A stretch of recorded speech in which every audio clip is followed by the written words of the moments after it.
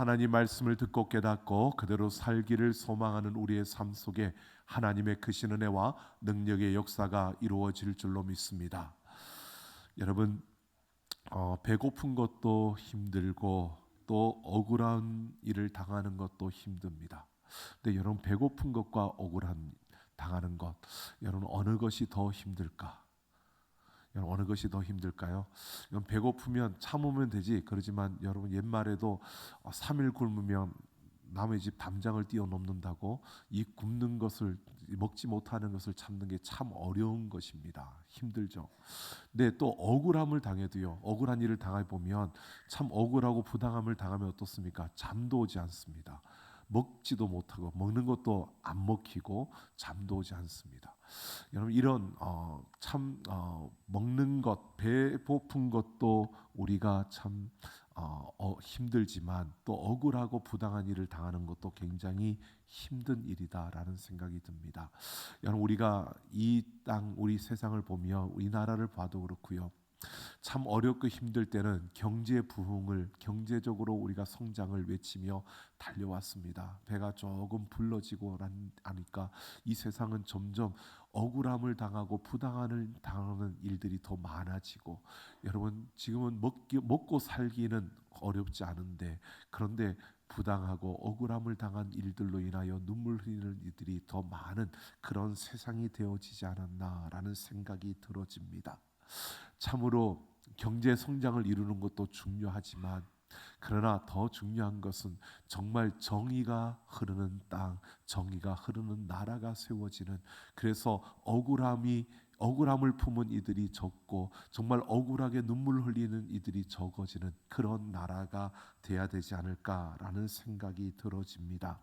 참으로 우리가 정의가 또 이 공의가 실현되어져야 될 그런 나라, 그런 땅이면 참 좋겠다라고 하면서, 우리가 볼 때 정말 하나님의 그 정의와 공의가 이 땅에 실현되어져야 될 교회, 그리고 하나님의 성도들, 그 삶에 그 정의가 사라져 버린다면, 그러면 정말 여러분 이 땅은 소망이 없어지는 겁니다.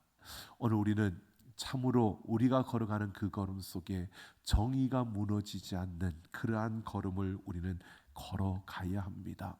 이스라엘 백성들, 그들이 하나님 앞에 거룩한 백성답지 못한 모습으로 정의가 사라지고 공의가 무너진 그 땅, 그 나라가 되었을 때 패역함이 드러났고요. 그러면서 그 땅은 어두워졌습니다. 하나님은 그렇게 패역한 이스라엘 백성들을 그냥 보고만 있지 않았습니다. 하나님은 그들을 회복시킬 하나님의 계획을 가지고 그 계획을 하나님이 실행시켜 가시는 겁니다. 그래서 하나님이 그 역사 속에서 이사야라는 선지자를 불렀고 오늘 그에게 하나님의 말씀을 주시면서 하나님의 계획을 가르쳐 주십니다.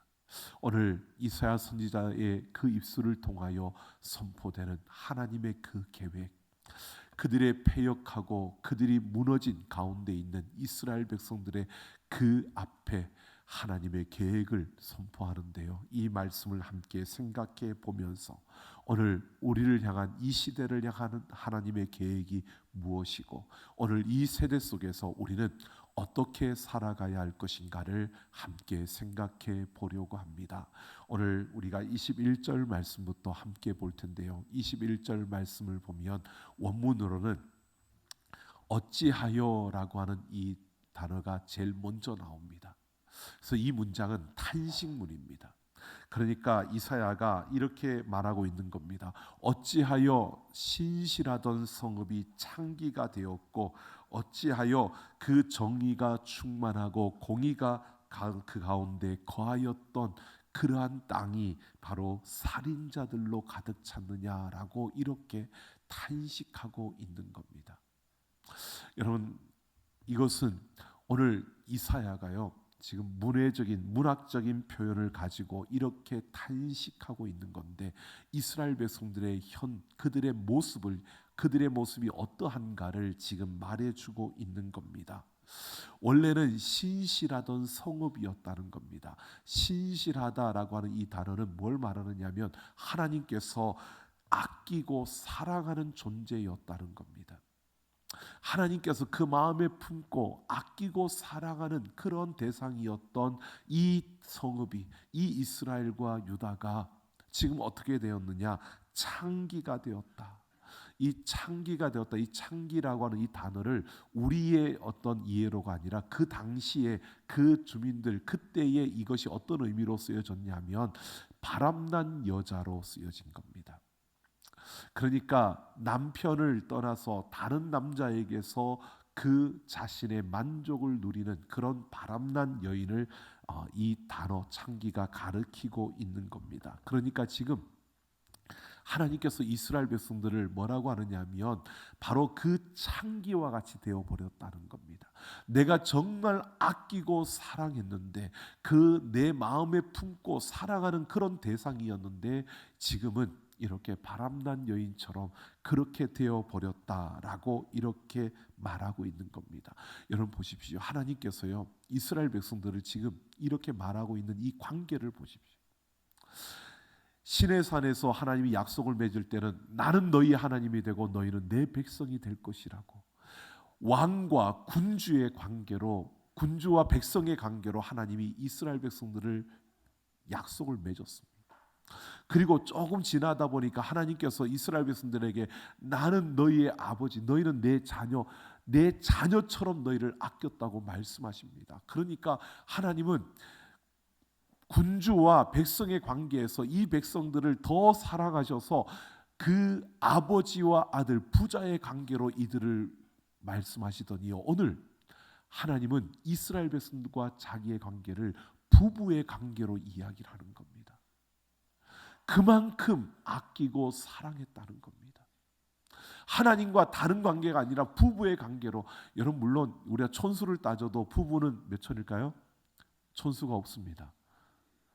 물론 남도 촌수가 없죠. 근데 부부는 다른 것이 같이 함께 살면서 촌수가 없지만 이것이 어떤 의미냐면요, 하나라는 겁니다. 하나라는 이 의미를 가지고 있는 이 관계를 하나님이 지금 이렇게 말하고 있는 겁니다. 그런데 그렇게 아끼고 사랑하며 나와 하나처럼 여겼던 그 대상이 지금 어떻게 해요? 창기가 되어 버렸다는 겁니다. 바람난 여인이 되고 말았다는 것을 말하고 있는 겁니다. 이스라엘 백성들이 하나님 한 분만으로 만족하지 않았다는 겁니다. 그래서 그 하나님을 배반하고 우상을 숭배하는 그런 자리로 그들이 나아갔다는 겁니다.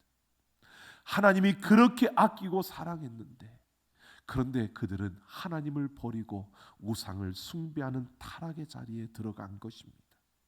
그리고 거기에 정의가 충만하고 공의가 가득하였는데 살인자들 뿐이다. 이제는 그것은 살인자들, 이들이 정말 사람들을 막 죽이는 그런 살인자다, 이 말을 하는 게 아니고요, 이들이 하나님의 정의와 공의를 저버리고 그 땅에 억울한 자들이 많아지고 그 땅에 슬픔의 눈물을 흘리는 자들이 많아지고 그 땅에 피 흘리는 자들이 많아졌다는 겁니다. 그러니까 이들이 정의와 공의를 말은 하지만 정의와 공의를 행하지 않고 그들 욕심에 끌려서 자기 이익만을 추구하며 그렇게 사는 이 삶을 통해서 아픈 자들을 배려하지 않고 힘든 이들을 돌아보지 아니하고 그저 자기 욕심만 챙기기에 급급한 이러한 삶을 살았다는 것입니다. 그러면서 그 다음 절을 보면요, 이들이 급속하게 타락해서 세속화된 모습을 보여줍니다. 은처럼 순수했던 그들이 쓸모없는 찌꺼기가 되었다라고 하고요, 그들의 고급 포도주였는데, 그들은 극상품 포도주였는데 지금 물이 섞인 포도주가 되었다는 겁니다. 이 혼합주의를 말하고 있는데요, 그들이 하나님을 정면적으로 부정하거나 하나님을 섬기지 않겠다고 거부한 것이 아니라는 겁니다. 그런데 이들이 어떻게 했느냐? 하나님을 여러 신들 가운데 하나로 두었다는 겁니다. 여러 신들 가운데 하나로 두었다는 것은요, 이 말은 무슨 의미냐면 이들이 하나님을 신뢰하지 않았고 하나님을 믿지 않았다는 겁니다. 하나님이 있다는 것을 인정하긴 하지만 하나님 믿지 않은 겁니다. 이 상태는 어떤 상태냐면 바로 내가 중심이 되어진 겁니다. 내 삶의 주인이 내가 된 겁니다. 그래서 하나님은 여러 신들 가운데 하나이고 내가 필요할 때 내가 선택할 수 있는 그런 존재로 너희들이 여겼다는 겁니다. 그러니까 하나님을 하나님으로 섬기는 것이 아니라 하나님을 내가 부리는, 나에게 유익을 줄 수 있는, 내가 마음대로 선택할 수 있는 그런 신들 중에 하나로 여겼다는 겁니다. 내가 중심이 돼서 내게 필요한 것을 줄 수 있는 신을 내가 선택을 하는 겁니다. 여러분, 세상의 종교가 다 그런 것이 않습니까? 사람들이요, 내가 중심이 되는 겁니다. 그래서 나에게 필요한 것들, 내가 원하는 것들, 내가 갖고 싶은 것들, 내가 추구하는 것들을 나에게 채워줘서 나를 만족하게 시켜줄 수 있는 그런 존재를 사람들은 찾아다니고, 그런 존재를 신이라고 사람들은 일컫고, 그런 존재를 내가 믿는다고 말하고 있는 겁니다. 지금 이스라엘 백성들이, 하나님을 섬기는 백성들이 지금 그렇게 되어졌다는 것입니다. 내가 중심이 되니까 그 다음 보면요, 뇌물을 사랑한다고 말합니다. 그러니까 내가 중심이 되니까 이익이 되는 것만 챙기는 겁니다. 여러분, 이들이 고아와 가부를 돌보고 그들에게 사랑을 베풀어야 되는 것 모르는 것이 아닙니다. 압니다. 하지만 그들의 송사를 들어주지 않습니다. 왜요? 돈이 안 되니까. 내게 이익이 안 되니까. 내가 중심이 되면 이 뇌물을 받기를 좋아하는, 그러니까 내게 이익이 되면 그게 옳은 일이냐 그런 일이냐 상관없이 내게 이익이 되면 움직이는 겁니다. 내게 이익이 되면 가는 겁니다. 내가 이익이 되면 하는 겁니다. 여러분, 지금 우리가 살아가는 이 세상의 흐름과 비슷한 것 같지 않습니까? 지금 이 이스라엘 백성들의 모습이요 이랬습니다. 그래서 도둑들과 파트너가 되고요. 그러면서 이들은 가난한 자들, 나에게 이익이 되지 않는 자들을 무시하고 짓밟는 겁니다. 이게 지금 이스라엘 백성들의 모습이라는 겁니다. 그들의 탐심을 떨쳐내지 못하고 그 욕심과 욕망을 따라 살아가는 이들의 모습이요. 여러분, 그래서 골로새서 3장 25절에 탐심은 곧 우상 숭배라고 했습니다. 지금 이들이 하나님을 버리고 이렇게 자기가 중심이 되어서 탐심과 탐욕에 취하여서 살아가고 있는 이들의 모습을 이사야가 지금 이렇게 문학적으로 표현하고 그들에게 말해주고 있는 겁니다. 돈의 위력 앞에서 무릎을 꿇고 그 돈의 힘에 지배를 받으며 살아가는 이들의 모습을 보여주고 있는 겁니다. 그러면서 24절을 보면 그러므로 이제 하나님께서 내 대적에게 보응하겠다라고 이런 하나님의 메시지를 주고 있습니다. 오늘 주 만군의 여호와 이스라엘의 전능자가 말씀한다라고 하는데요. 성경에 이런 표현입니다. 하나님의 이름을 이야기할 때, 하나님의 그 이야기할 때 그 앞에 붙는 수식어들은 그것 하나님께서 무엇을 하시고자 하는 그 의미를 보여주는 건데요.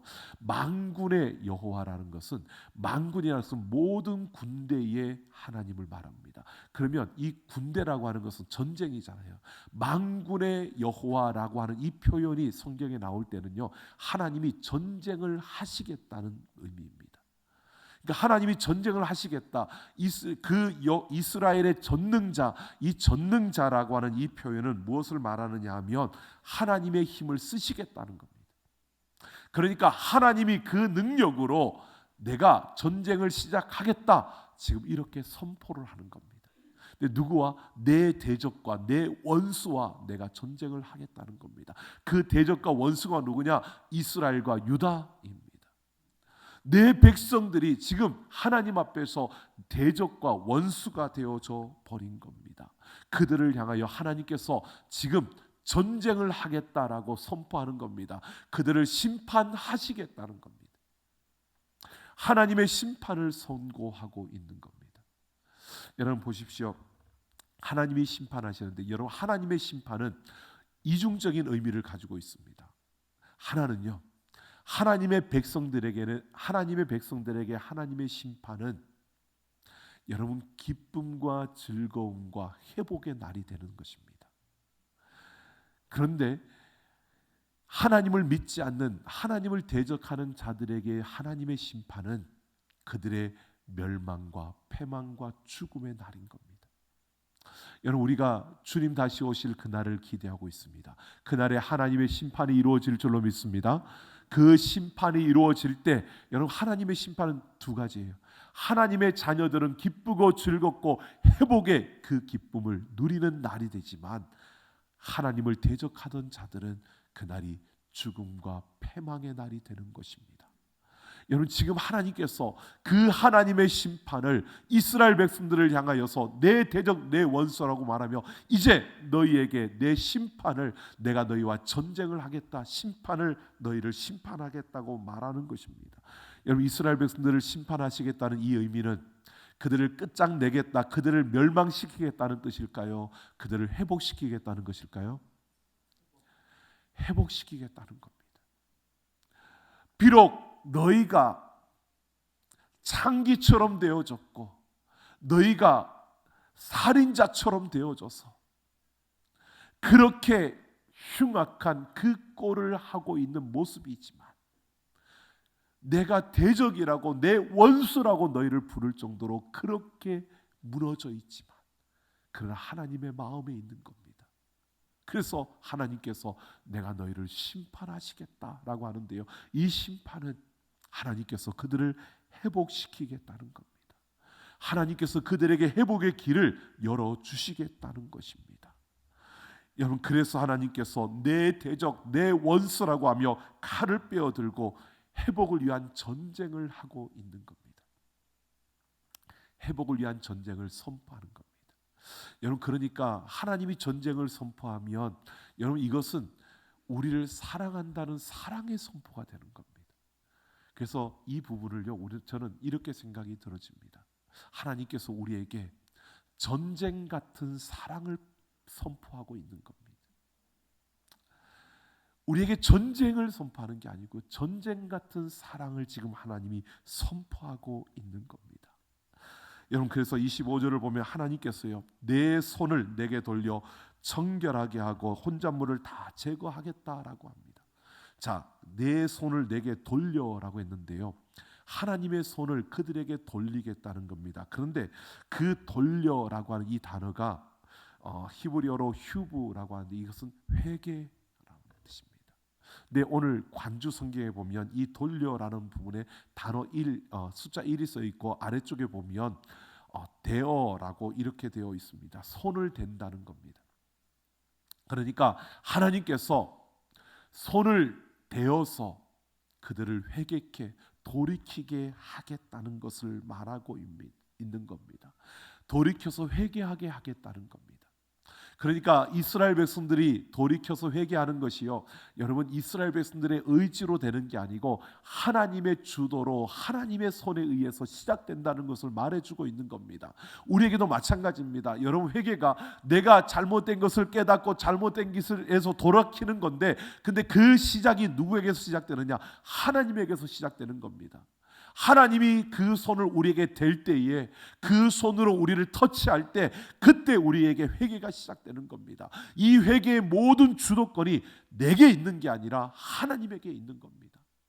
내가 하고 싶다고 하는 게 아니라 하나님께서 그 손을 나에게 대어 주실 때 우리는 회개를 하게 된다는 겁니다.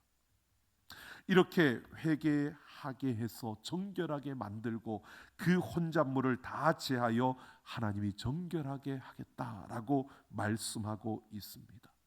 하나님이 가지고 있는 계획은요, 내가 너희를 심판하겠다, 내가 내 손을 대어서 너희를 회개하여 돌이키게 하겠다는 겁니다. 그리고 그 다음 절 26절을 보면요, 하나님은 재판관들과 모사들이 본래의 모습같이 회복되게 할 것이고 그 후에 의의 성읍이라 신실한 고을이라고 불릴 것이라고 말하고 있습니다.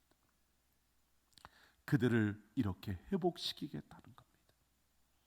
하나님이 전쟁하겠다라고 할 때는 무서움이었는데, 결국 그 하나님의 계획은요, 그 하나님이 손을 대어서 그들을 돌이키게 하고 돌아서게 해서 그들로 하여금 회복시키는, 창기의 성읍이 아니라, 창기와 살인자가 아니라 다시 의의 성읍으로, 신실하던 그 성읍으로 다시 회복시키겠다는 겁니다. 이게 하나님의 계획임을 보여주고 있는 것입니다. 여러분, 우리가 생각해 보면 그렇습니다. 하나님이 손을 댄다는 게 참 무서운 거잖아요. 하나님이 손을 대면 굉장히 아플 수도 있습니다. 그런데 그 하나님의 손을 댐으로 인하여 우리가 회개하고 돌이켜서 하나님이 원래 우리에게 주셨던 그 아름다움을 회복할 수 있는 그 길로 가게 된다는 것입니다. 이게 아버지의 사랑입니다. 전쟁 같은 그 사랑이요. 오늘 이 사랑으로 그들에게 하나님이 행하시겠다고 말씀하고 있는 겁니다.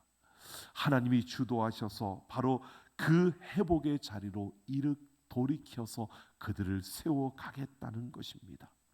그런데 여러분, 이렇게 하나님이 주도해 가지만 오늘 이것이 그냥 이루어지는 것이 아니라는 겁니다.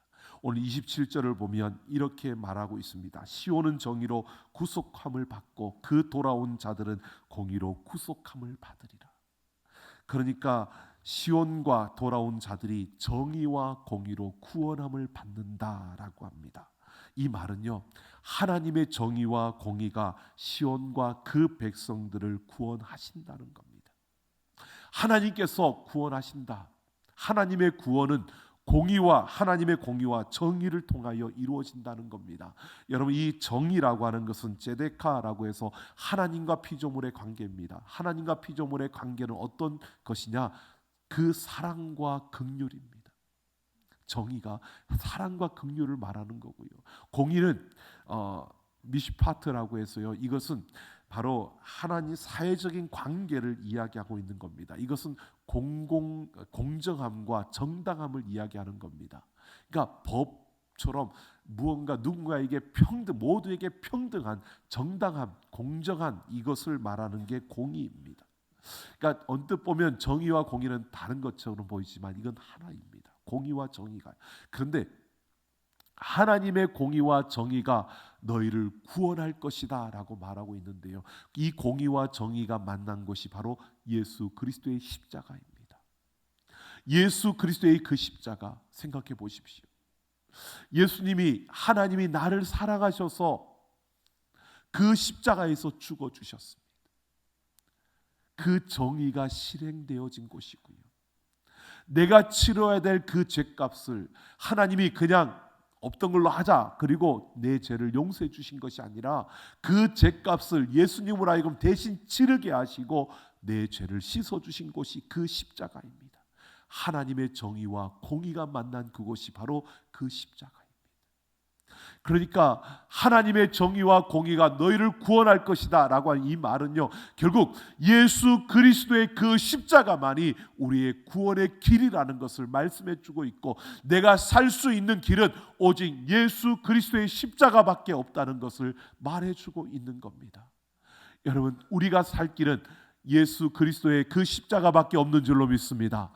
하나님의 공의와 정의가 실행되어지는 그곳에 우리가 살 길이 있고, 우리의 삶의 그 모든 문제를 해결할 수 있는 그 길은 예수 그리스도의 십자가밖에 없다는 것입니다. 하나님의 공의와 정의가 실행되어지는 예수 그리스도의 그 십자가만이 우리 인생의 모든 문제를 풀어낼 수 있는 답이 되는 것이고요, 우리 인생에 가는 길에 모든 문제를 풀어줄 수 있는, 해결할 수 있는 길이 된다는 것입니다.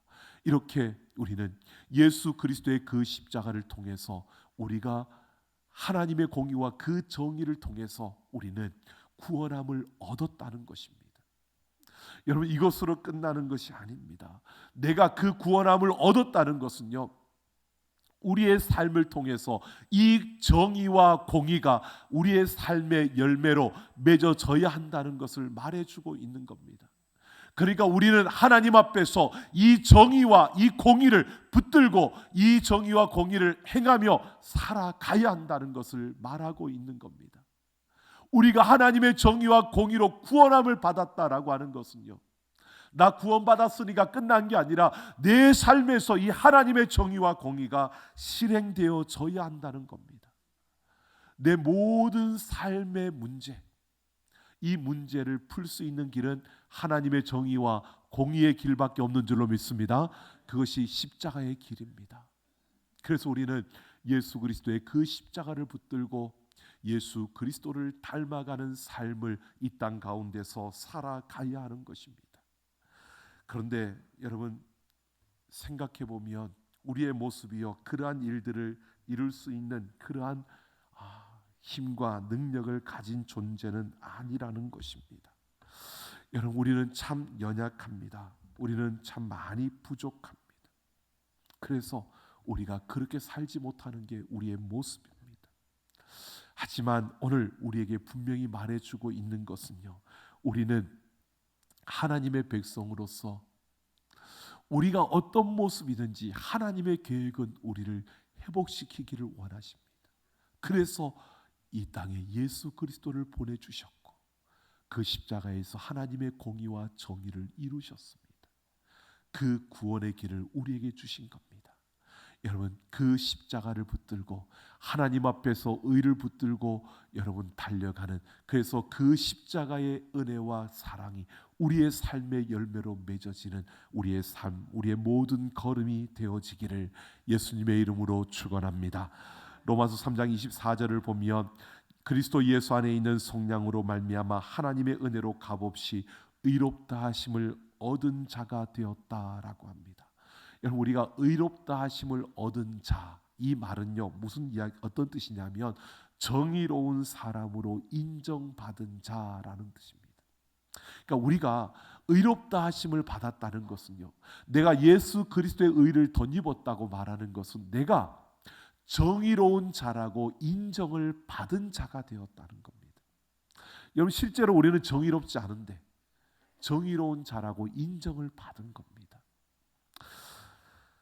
정의롭지 못하지만 여러분 오늘 우리는 그렇다고 해서 그냥 막 살아가도 된다는 게 아니고요, 정의롭지 못하지만 우리는 정의롭게 살려고 몸부림칠 수 있어야 한다는 겁니다. 왜? 내가 정의로운 자로 인정을 받았기 때문에. 내가 예수 그리스도의 그 십자가를 믿는다면, 적어도 내가 예수 그리스도를 믿는 자라면 여러분 우리의 삶 속에서 내가 그 정의를 위해서, 그 공의를 위해서 몸부림칠 수 있어야 된다는 겁니다. 세상이 다 그렇게 해도 돼라고 하더라도 내가 하나님의 정의를 따르고 십자가를 따라가는 사람이라면 우리 안에는 갈등이 생겨나게 되고 그 갈등 속에서 우리는 몸부림쳐야 된다는 겁니다. 하나님은 오늘 우리에게 이렇게 말하고 있는 겁니다. 너희가 완전한 의로움으로 살아갈 수 있는 존재가 아니라는 것을 하나님도 안다는 겁니다. 그러나 너희가 가만히 세상의 흐름에 끌려가고 밀려가는 인생이 아니라 거기에서도 내가 의를 행하려고 몸부림칠 수 있는 그런 삶을 살아내야 한다는 겁니다. 오늘 그게 우리가 살아가야 되는 걸음인 것입니다. 이스라엘 백성들이 그런 몸부림을 치지 않았기 때문에 창기가 되었고 살인자들이 된 것입니다. 그 몸부림을 치면서 그 세상의 이방 문화 속에서도 그들이 하나님 앞에 살려고 몸부림치고 그 하나님을 붙들려고 몸부림치며 살았다면 그들은 그렇게 무너지지 않았을 겁니다. 그런데 그렇게 살지 않았다는 겁니다. 그런 노력을 하지 않았다는 것입니다. 여러분 우리는 연약합니다. 그러나 이런 몸부림이 있어야 합니다. 하나님 앞에서 의를 붙드는 싸움이 우리에게 있기를 소망합니다. 이것은 여러분 우리의 힘으로는 불가능합니다. 어렵습니다. 그래서 성령의 도움을 구해야 되는 겁니다. 절제할 수 있는 그 힘을 성령으로부터 구해야 되는 겁니다. 분별할 수 있는 그 힘을 성령으로부터 구해야 되는 겁니다. 성령님께 구하시면서요, 하나님의 의를 붙드는 그 십자가의 정의와 공의를 내 삶에서 드러내려고 하는 이런 몸부림이 우리에게 있어야 하는 것입니다.